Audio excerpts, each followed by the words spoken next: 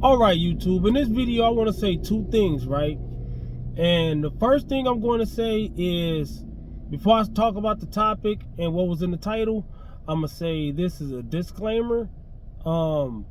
This isn't medical advice, and I'm not telling nobody what to do. And I'm also going to say this, because a lot of people get offended, and that's why we got to say things like that. I did not pass you because I'm better than you. No, it's not because I'm better than anybody watching this video. It's just the fact that I didn't sit still, all right? I passed a lot of people, not because I'm better than them. It's just because I didn't sit still, all right? I don't sit still when I go to the gym, and I don't just sit there chatty-patty and talking and all that. And I don't sit still when it comes to learning something, all right? Or finding what I need to find out about said thing. And you're probably not either with that, because that's why you're watching this video in the first place. So you got step one done. But also, I never got satisfied. This is a bonus. I never got satisfied with just watching a video. I went out there and I tried things out. I'm not saying you have to try anything that I'm saying that I do, all right? So let's jump into it, all right? We all know that the summer is pretty much here. It's hot in most places, especially places that get very, very, very hot. If you're in the South, I'm in South Carolina. I got friends in Texas and things like that. So it's been summer for them. I know it, in Arizona and all that. But I'm just saying, like, we're talking about the actual date, right?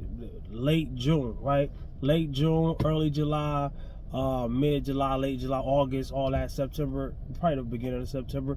We're not talking about, we know what the summer is, right? That's not the point of the video. The point of the video is fat percentage, all right? Body fat percentage and what's a healthy body fat percentage, all right? So whatever number that I name, I'm speaking on guys, so women probably should double that body fat percentage, all right?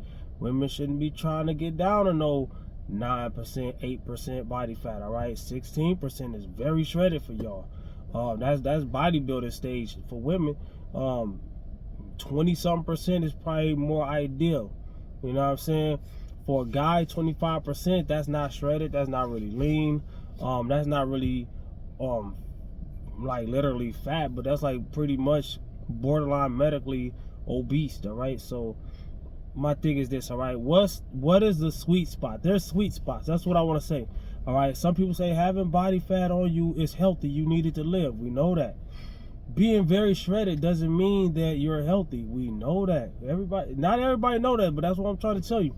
It's not very, very healthy, all right?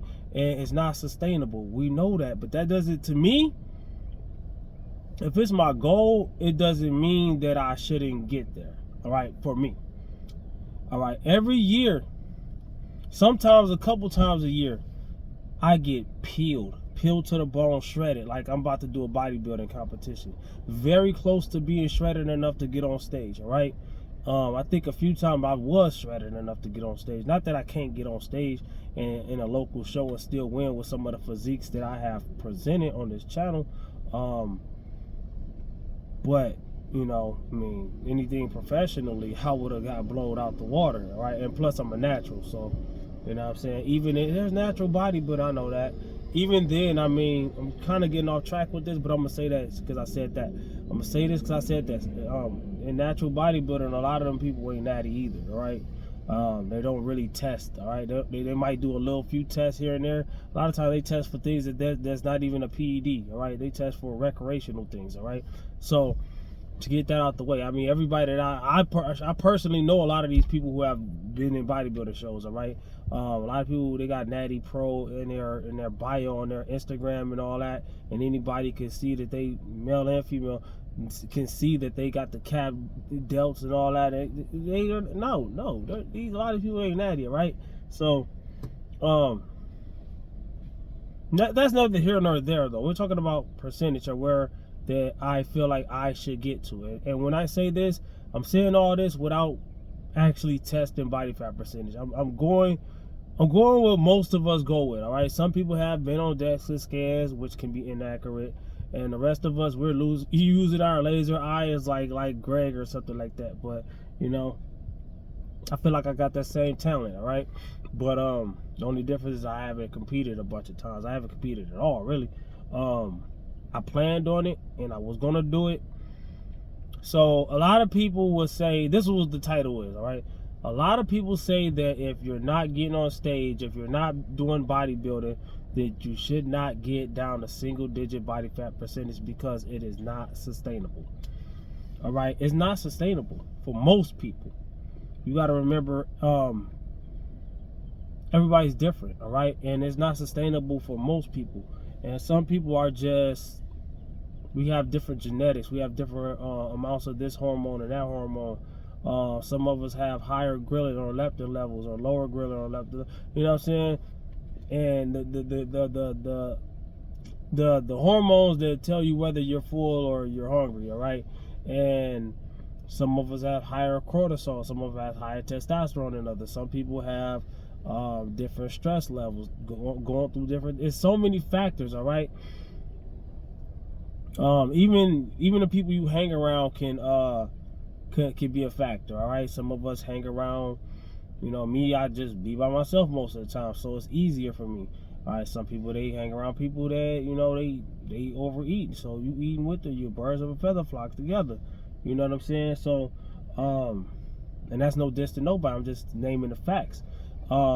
So it might be harder for some people to stay single digit body fat than others. All right. And some people also don't have the knowledge of how to get there in the first place. So even if you do get there, it's going to be harder for you to get, you know what I'm saying?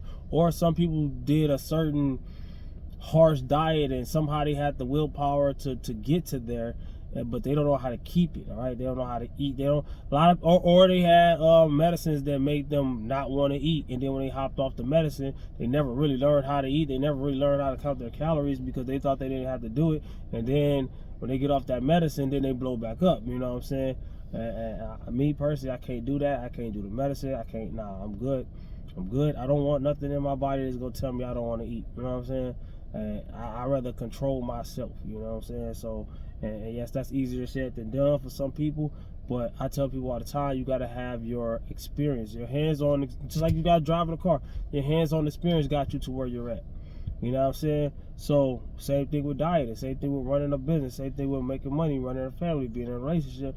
All this comes from experience, and there's going to be ups and downs, there's going to be mistakes made, there's going to be things said, there's going to be, you know what I'm saying, things you believe in, things you got to get past, things you got to figure out, and you gonna jump off the horse, you gonna fall off, you gonna get back on in and ride it. That's what make champions. All right, ain't about how hard you can hit. You get hit and then get back up. You know what I'm saying? So me personally, I get bodybuilding or close to bodybuilding shredded every year. I miss maybe one summer out of like the last 8 years, maybe. I've been on YouTube about 7 years, and I wasn't always doing it for YouTube, but I feel like if I'm doing it for YouTube, a lot of people say you shouldn't do it unless you get in a show. If I'm doing it for a show, okay, that's for a day, and there's really not that much money in it, whatever. I feel like, shoot, if I'm doing it for YouTube, I can actually get paid. And it ain't even about the payment. It's just the fact that I'm showing, even if it's for free. Like right now, I'm not even monetized. All right, so it's for free if I do it, right? And it could lead to me getting paid later on, maybe. You know what I'm saying? How much? Maybe not that much. But it's just, it's a show, all right? If I'm doing it, what matters to me is what matters to me. You know what I'm saying? So if I want to get shredded and do physique updates and things like that, to me, that's better than winning a trophy. You know what I'm saying? I'm competing against myself, all right? I had a video called Me Versus Me. And that's one of the reasons I'm not monetized, to be totally honest. TBH, to be totally honest, that's my own fault. I did a me versus me. I did when I turned 40. I did a 40-year-old physique update. I had to erase a lot of these videos, and that's why I'm not monetized, because a lot of those videos I had reused content in it. All right, and I had like a before and after, but there's ways you got to do that. You know what I'm saying? And you can't use, like, I learned hands, like I said, hands-on experience. All right. And just recently, I got back to my watch hours, and I reapplied for YouTube to be monetized, and I couldn't do it because a lot of those videos were still up. So I had I had almost 15,000 videos, and right now I got like 5,000 or something because I've been erasing. See, that's what I mean right there. That's part of what I was saying, that you don't give up. If it's something that you want to do, you don't give up because there's a big fail. A lot of people will get a big fail. Like, people will get, even in life, like, I know a lady said she gave up on her life because she got evicted from her place. I'm like, well, that happens. Okay, what do you do next? You didn't learn from your situation. People just quit. It don't matter what it is. People just quit. And I'm not judging, because there's things that I quit before. There's some things that you should quit. Sometimes going is the juice worth the squeeze. Sometimes going ain't worth it, all right? So you got to find out what's for you. But she gave up on all kind of stuff, and now she's broke and I'm like, bro, like, come on, man, you gotta jump back on. It hurts so bad, but does it hurt worse than? I don't know. All this ties together. What that got to do with body fat? What that got to do with weight loss? It all is mindset.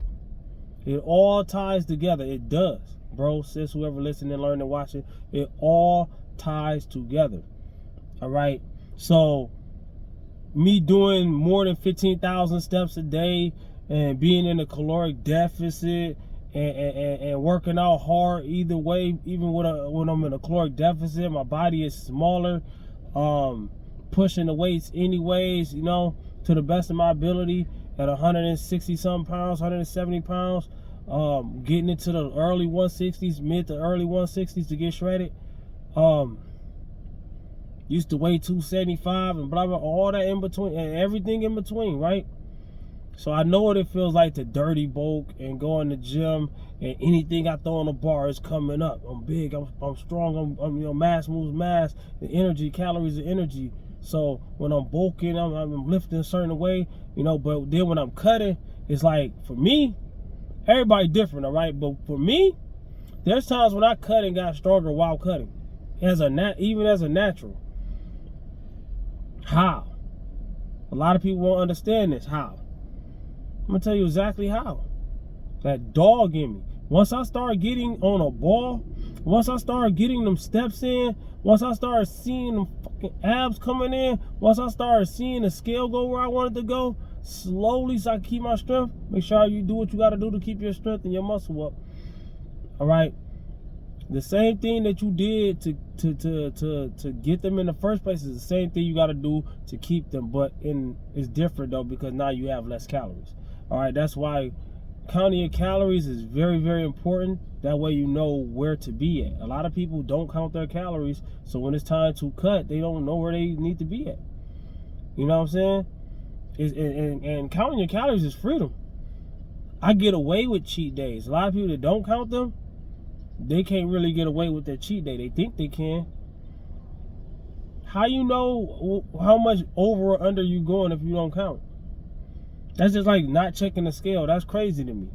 I'm not saying you can't lose weight and not check the scale or not count your calories. But I be saying this all the time. It's a difference between losing weight and getting lean. Getting lean, if you got a lot of body fat on you, of course you got to lose some weight to get lean. You know, you can't just recomp hundreds of pounds, all right? So, a lot of people, why don't you just recomp? I'm at a point where I could probably recomp, but at the end of the day, after you've been training for decades, I haven't been training for decades, probably over a decade, but you done made all your newbie gains. You're not gonna, it doesn't matter what I do, unless I went unnatural. I'm not gonna gain 15, 20 pounds of muscle. I'm not